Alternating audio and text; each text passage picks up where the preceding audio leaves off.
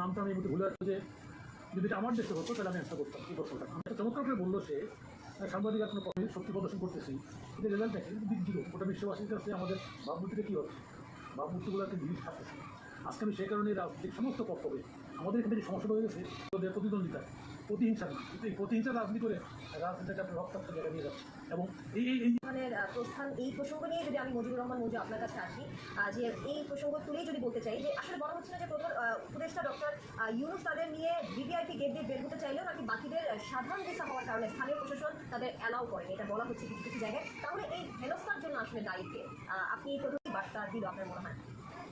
ধন্যবাদ তানি আপনাকে, আমাদের আলোচক এবং দর্শক। এই ধরনের বিষয়টা হয়, প্রতিবাদ করা আমাদের দেশে যেহেতু আমরা খুব রাষ্ট্র এবং যমুনার কাছে গিয়ে প্রতিবাদ করা যায়, এটা এই রিজনে সম্ভব। আগে শেখ হাসিনার সামনে কাছাকাছি গিয়ে প্রতিবাদ করা যেত না, খালেদা জিয়ার সামনে গিয়ে প্রতিবাদ করা আমাদের দেশে কালচারটা হয় না। বিদেশে এটা একটা সুযোগ থাকে, এয়ারপোর্টে গেলে সবাই এই সুযোগটা নেয়। আক্তার হোসেন একা যেত, এই ধরনের পরিস্থিতির সম্মুখীন হতেন, নিশ্চয়ই হতেন। কারণ মির্জা ফখরুল তো কয়েকদিন আগে সিঙ্গাপুর থেকে আসছেন, আমাকে তো উনি আসতে গেছেন, আমাকে এই ধরনের পরিস্থিতির মুখোমুখি হতে হয় না। সেখানে তো কোনো প্রতিবাদে, সেখানে তো বাংলাদেশিরা এখানে প্রতিবাদটা হয়েছে কেন? এখানে বেসিক্যালি প্রতিবাদটা বা বিক্ষোভটা হয়েছে ডক্টর ইউনূসকে কেন্দ্র করে। কৌশলগতভাবে ডক্টর ইউনূসের গায়ে কিন্তু আচরটা লাগে না, আচরটা গিয়ে পড়েছে মির্জা ফখরুল এবং আক্তার হোসেনের উপরে। জামাতের নেতার উপরে, জামাতের নেতা ছিলেন পেছনে, ওনারা যেমন সামনের দিকে আঘাতের সম্মুখীন হয় না, এই ধরনের কালচারটা আমরা অভ্যস্ত হয়েছি। একটা সমালোচনা আমরা করতেই পারি, প্রতিবাদ করা যায়, প্লেকার্ড নিয়ে দাঁড়িয়ে স্লোগান পর্যন্ত দেওয়া যায়, কিন্তু গায়ে এসে হাত তোলা, গায়ে এসে ধাক্কাধাক্কি করা, সবচেয়ে খারাপ যেটা সেটা হচ্ছে গালাগালি করা। কারণ আপনাকে আমি গালি দিলে আপনার খারাপ লাগবে, আপনি আমাকে গালি দিলে আমার খারাপ লাগবে না, ঠিক আছে? এই কথাটা কেন বুঝে না যে মুখ তো আমারও আসলে ভাই, তুমি আমার গালি দিচ্ছ, আমার তো মুক্তি নাই, আমি তো তোমায় গালি দিতে পারি। তো আপনি খালেদা জিয়াকে গালি দিবেন, আপনি জামাতকে গালি দিবেন, এনসিপিকে গালি দিবেন, এনসিপিও তো আপনাকে গালি দেবেন, কি লাভ? মানুষ পছন্দ করে না, এটা আলটিমেটলি এটা কোনো ভালো ফল নিয়ে আসে না। নিয়ে প্রতিবাদ করতেন, স্লোগান দিতেন, কোনো সুবিধা নেই। গালি আর ডিম মারাটাই এখানে ওনারা লিমিট ক্রস করেছেন, নাম্বার 1। নাম্বার 2 হচ্ছে শুভাকাঙ্ক্ষী যারা, সমর্থক যারা, হচ্ছে ধরেন এই যে আমাদের দেশে যেটা হয়, অনেকে সমালোচনা করছেন, আমি এটাকে জায়গা আছে সেটা হচ্ছে ওনাদেরকে নিয়ে গেছেন এই জন্য যে বিক্ষোভ হলে ওনাদের মাসাল ভাগে পাল্টা ক্ষতটা কিন্তু এখানে শেষ হবে না। এই ক্ষতটা রুচি চানাচুর অরিজিনাল শক্তি বাড়ায়, তাই এটি চুল করা রোধে পার্মানেন্ট সলিউশন। কন্টিনিউ করবে। আপনি যারা ক্ষতিগ্রস্ত হয়েছে, যেমন এনসিপি, তাদের আজকে তাদের লেগেছে, আমার তো লাগে না, আমি তো সুন্দর সুন্দর কথা বলতে পারবো, কিন্তু এনসিপি তো এটা তার হৃদয়ে এসে লাগবে। আক্তার হোসেনের সহ আজকে বিএনপি এত বড় দল, বিএনপি লোকরা তো ভুলবে না, কথা বুঝছেন? এখন কালকে যখন বিএনপি লোকরা কোথাও করবে, তখন আমি যদি বলি হ্যাঁ বিএনপি এটা মব করলো কেন, বিএনপি এটা করলো কেন, একটা খুব সোচ্চার মব জানি আমি দেখেছি। কিন্তু আপনি এখন আওয়ামী লীগটা পলিটিক্যাল কর্মসূচি দিয়েছে, এই পলিটিক্যাল কর্মসূচি কোনটা? আপনার পক্ষে হলে একটা রাজনৈতিক কর্মসূচি, আপনার বিপক্ষে গেলে সেটা মব। একটা দায় আমাদের কনসুলেটর আছে, যেটা তারা দাবি তুলেছে, কনসুলেটর আছে এই জন্য তাদের উচিত ছিল সেখানে এই জায়গাটা এটা একটা নিশ্চয়তা তৈরি করা, এটা আমরা করবো না। এবং এই করবো না জায়গায় না হলে কিন্তু এটা পরিণতি যেটা হয় সেটাই হবে, যেটা শেখ হাসিনা ভালো হবে। মুজিবুর রহমান মঞ্জু, আপনি বলছিলেন অকথ্য ভাষায় গালিগালাজ করা হয়েছে, ফারহান আপনার কাছে আসতে চাই। অনেকে আমার পাল্টা প্রশ্ন তুলে বলেছে যে জামায়াতে ইসলামী নেতাকর্মীরা দলের নায়েবে আমির সৈয়দ মোহাম্মদ তাহিরকে ভবিষ্যতে কেন নিয়ে গেল? 1। 2 হলো সরকার যদি নিয়েই যায় বজায় রাখতে সম্মুখীন হলো না। 3 হচ্ছে এই ধরনের ঘটনা সরকারের সঙ্গে যুক্ত হচ্ছে সরকারের সাথে। তো আমার 3 নম্বর প্রশ্ন হলো, সরকার কি জানে না? সরকার তো দেখতেই পাচ্ছে তার আগের সফরগুলোতে যেই যাচ্ছে সরকারের তরফ থেকে তার উপরে হামলা হচ্ছে। তো সরকারের ঘটনাগুলো থেকে শিক্ষা নাও নেয়, সরকার তার কাছে প্রবেত হওয়ার চেষ্টা করছে তারা হামলা করতে পারে, এরকম কোনো তথ্য কি দেওয়া হয়নি? তাহলে ওইখানে বাংলাদেশ মিশনে যারা দায়িত্বশীল পদে আছে তাদেরকে জবাবদিহি তার আওতায়। আচ্ছা, বিএনপি ধরলাম, যেহেতু বিএনপি পুরনো দল, যেহেতু যুক্তরাষ্ট্রে বিএনপির নেতাকর্মী সমর্থকরা আছেন, করতে চাই উন্নত বিশ্বের 1 নম্বর দেশেও করতে হবে, এটা আমাদের কল্পনাতেও ছিল না যে ওখানে গিয়ে আমাদের নেতা সচিবের সুরক্ষা দেওয়ার ব্যবস্থা করতে হবে। তাহলে তো আমরা একটা আদিম সমাজে বাস করছি, তাই না? আমরা একটা ট্রাইবাল সোসাইটিতে বাস করছি। অবশ্য আপনি এই প্রশ্নটা তুলেছেন, এই প্রশ্নটা সারাদিনই ফেসবুকে ঘুরেছে যে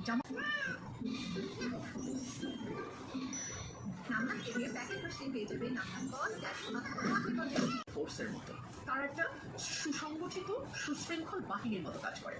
আমি 5 আগস্টের পর অবাক হয়ে লক্ষ্য করলাম তারা জামাতের সাপোর্টার, জামাতের থার্ড ক্লাস কিছু অনলাইন প্রোপাগান্ডা আছে, যেখানে AI generated photo, AI generated জিনিসপত্র, যেটা আওয়ামী লীগ যেটা করতো আর কি, মানে সেই কাইন্ড অফ থিং তারা করে। তো যখন ওই ধরনের শিক্ষিত ডাক্তাররা ওটা শেয়ার করা শুরু করলেন, আমি একজনের প্রোফাইলে অবাক হয়ে গিয়ে জিজ্ঞাসা করেছিলাম কমেন্টে। সো এই যে এতটা নিচে নামা পলিটিক্স করতে গেলে, এটা একমাত্র জামাতের মতো একটা রেজিমেন্টেড পার্টি পারবে। সো জামাত জানে মাটিতে, সো তারা জানে আওয়ামী লীগ কি করতে পারে। and they took proper protection. আমি বিএনপির ব্যাপারে হলফ করে আপনাকে বলতে এটা ওর রুচিতেই যাবে না, যদিও সেটা তাকে পলিটিক্যাল মাইলেজ দিবে বলে সে বিশ্বাস করে, কিন্তু তার শিক্ষা, তার পারিবারিক শিক্ষা কোনো কিছুই বিএনপি থেকে যুক্ত করে। আমি বিএনপির সঙ্গে গত 15-16 বছর ওতপ্রোতভাবে থেকে আপনাকে এই কথাটা গ্যারান্টি দেবো। নেতাকর্মীরা জবাব দিতে পারে না, বিএনপি না আসলে তারাই করে যারা ওই জায়গাটা নামতে পারে না।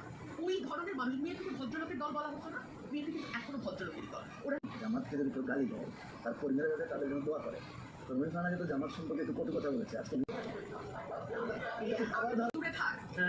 না না, আজকে কাছে আবারও যেতে চাই, একজন বিএনপি নেতা বলেছেন আওয়ামী লীগের 15 বছর শেখ হাসিনা যতবার জাতিসংঘের অভিযুক্ত কখনো শালীনতা ছাড়ে। অর্থাৎ আপনার কি মনে হয় আওয়ামী লীগের এই যে ডিম মারার রাজনীতি ঘটলো, সেই রাজনীতি কি সব শালীনতা ছাড়িয়ে গেল?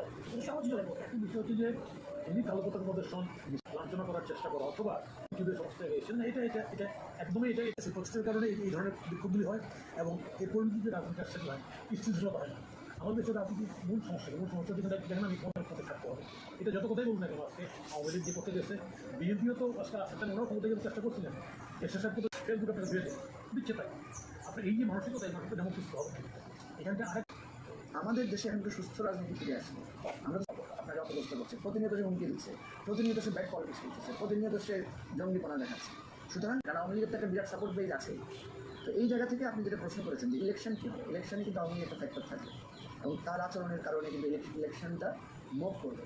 ইলেকশনের সিচুয়েশনটা আমি কিন্তু, আপনি যদি বলেন যে নিউ ইয়র্কে জন এফ কেনেডিতে যে ঘটনাটা ঘটেছে, এটা কিন্তু একটা পজিটিভ দিক আছে। কিন্তু আজকে দেখবেন রাইট টু লেফট বিএনপি জায়গাটায় আমি বারবার বলি যে আপনারা কেন বিএনপি জামাতের মধ্যে যে দ্বন্দ্বটা আমি এখন দেখি, আমি সবসময় বলবো এনসিপির মধ্যে যে এই দেশের সকল গণ অভ্যুত্থানের পন্থী সকল শক্তিকে একসাথে করে বলা উচিত ছিল যে আমার কাছে আপনারা কী কী চান আর আমি আপনাদের প্রতি আমার মানে অঙ্গীকার। আর সবচেয়ে আমার আপনাদের কাছে অনুরোধ হচ্ছে আপনারা অন্তত আরও 2টা বছর আরও বা 3টা বছর আপনারা এক থাকেন, আপনারা নিজেরা আমাদের তো দোষ ত্রুটি আছে। আমি রুমিনের 10টা দোষ করতে পারবো, রুমিন আমার 5টা 20টা দোষ করতে পারবে। আমি এখন এখানে দাঁড়িয়ে নাজমুল প্রধান ভাই রাজনীতির অনেক সমালোচনা করতে পারবো। আমি যেহেতু আগে একটা রাজনীতি ছিলাম, ওইটা ধরে নাজমুল ভাই আমাকে করতে পারবে। থেকে এইগুলোকে নিয়ে যদি এই 3টা দলের নেতারা ফেরেন এবং আইসা যদি তারা জুলাই সমস্যা বাস্তবায়ন করে একটা ইলেকশনের কথা হবে, এটাই আমাদের জন্য খুব অ্যাচিভমেন্ট হবে। আর আওয়ামী আপনাদের হেনস্থার শিকার হতে দেখেও যে জামাতের নেতাকর্মীরা দাঁড়াননি কিংবা আওয়ামী লীগ নেতাকর্মীদেরকে নির্বৃত্ত করার চেষ্টা করেনি, ঠিক আপনি কিভাবে দেখছেন? আরও কিছু দল পাবেন আপনাকে প্রোটেকশন দেওয়ার চেষ্টা করেছে। আপনি যেমন প্রশ্নটা করলেন যে জামাত নির্বিকার ছিল, ব্যবহার করে মানে কৌশলে সেভ করে নিয়ে গেছে, তাই তো? কারণ ওনারা এখনই কুৎসিত ভাষা শুরু করবে। তো সেটা নাইবে আমি বা আমির, তাই না? দুটো তোমার আলাদা। আমির সাহেব বোধহয় বললেন, তাই না? এবং তিনি ভারতের সাথে একটা বড় রকম গুঞ্জন আছে, আওয়ামী লীগের সমস্ত ভোট জামাতে গেছে। সুতরাং আপনি যদি এই সকল অঙ্ক মেলান, আমিরের বক্তব্য আওয়ামী লীগকে ক্ষমা করা হোক যখন আমাদের ক্ষত একেবারে দগদগে, সেই সময় 2 হলো জাকসু এবং জাকসুর করতে পারবো না। Birds of same feather flock together. So নিশ্চয়ই জামাত এবং আওয়ামী লীগের কোনো একটা জায়গায় ভয়ানক রকম মিল আছে, সেটা অসভ্যই এরশাদের অধীনে নির্বাচনে। জাতীয় বৈমান পুরো জাতি দেখলো, জামাতও খুব আলাদা কিছু না। জি, ব্যারিস্টার খান আপনাকে ধন্যবাদ। আমরা এই প্রসঙ্গে আবারও আপনার কাছে ফিরব। ডিবেট ইসলাম নিবেদিত রাজকাহন থেকে এই পর্যায়ে আরও ভিডিও দিয়েছি। আমরা সুযোগ তৈরি করছি জনগণের কাছে বিকল্প কোনো বার্তা পৌঁছানো, কি মনে করছেন আপনি? না, একটা বিষয় তো খুব পরিষ্কার বার্তা এই জায়গায় জামাত তো আমরা বিজয় করে জামাতে একটা সাকসেসফুল বার্তা দিতে পারছে যে পাওয়ারটাকে। দ্বিতীয় কথা যেটা বলছিলাম আমি সেটা জামাতে, সেটা হচ্ছে যে আমরা আওয়ামী লীগকে ক্ষমা করেছিলাম ন্যাচারালি কাজে। আওয়ামী লীগের সঙ্গে জামাতে এই মুহূর্তে এখন শক্তি নেই এবং নিউ ইয়র্কে যে ঘটনাটা শব্দটিও হয়নি, স্লোগানও হয়নি। হচ্ছে কারণ অনেকে বলতে পারে যে জামাতে এখন লোক আসলো চলে গেলো, অফিসে আসলো না জামা ইত্যাদি ইত্যাদি বিষয়। এটা নিয়ে কিছু কিছু মিছিল করতে আমি জানি না বাংলাদেশের রাজনীতিটা অস্থির অবস্থায় সংরক্ষণের কারণে আমরা একটা যে কীভাবে সবাই মিলে রাজনীতি করবো, ইনক্লুসিভ করতে হবে, তাই সেই চিন্তা করতে আবার আমাদের মধ্যে ভর করছি। তারপর আমি বলবো আসলে এই দেশটা তো আমাদের ভাববার সময় এসছে। অনেকদিন পর কিছু মাঝখানে জাতীয় পার্টির অফিসিয়াল করে এই ঘটনা, তাই না? তারপরে জেনেও সেই তৈরি হয়ে যাবে। আমরা আসলে সেটাই চাই যে এক কথা যেন না হয়, জনগণের আসলে একটা সুষ্ঠু নির্বাচন প্রয়োজন, সেই প্রত্যাশা আমাদের আছে। এবারে যেতে চাই মুজিবুর রহমান মঞ্জু, আপনার কাছে একটি ছোট্ট প্রশ্ন করতে চাই। নিউ ইয়র্কের মতো আন্তর্জাতিক মঞ্চে এই ধরনের সংঘাত এবং দলীয় স্লোগান যেহেতু ফিরে আলোচনা যেটা করছিলেন, রবীন্দ্র বললেন, প্রধান ভাই বললেন, আমরা কয়েকটা ফুটেজ দিকে আমরা দেখি, আমরা দেখলাম তখন সেখানে জামাতের লোকেরা স্লোগান দিচ্ছিল তাহের ভাই বলে। প্রথমে দেখে দেখা গেল যে মির্জা ফখরুল সাহেব এবং আক্তাররা বেরিয়ে আসলেন, বাংলাদেশের প্রোটোকলের লোকেরা ওনাদেরকে ডান দিকে নিয়ে যেতে চায়। ফখরুল সাহেব এবং আক্তাররা যখন ডান দিকে বেরোলেন তখনই ওই প্রতিবাদকারীদের মুখে পড়লেন আওয়ামী লীগের কৌশলী হয়তো আমাদের ধরে আসবে। তাই তার কৌশলভাবে দেখছেন যে প্রথম দিকের লোকেরা যেহেতু বাধা নিতে পড়েছেন, আমরা আমাদের বেটার জায়গায় যাই। নাম্বার 1। নাম্বার 2 হচ্ছে জামাত কিন্তু এসে এবং জামাত থেকে কিছু লোক আবার তাই হলো মির্জা ফখরুল সাহেবের ওখানে গিয়ে মির্জা ফখরুল সাহেবের ওখানেও তারা একটা ক্রেডিট নিয়েছে একজন দেখলাম লাইভে দেখাচ্ছে যে উনি গুজব নানান রকম প্রোপাগান্ডা প্রতিদিন বাংলাদেশে তৈরি হচ্ছে তো এখন মহাসচিব বিএনপি মহাসচিবের মতন একজন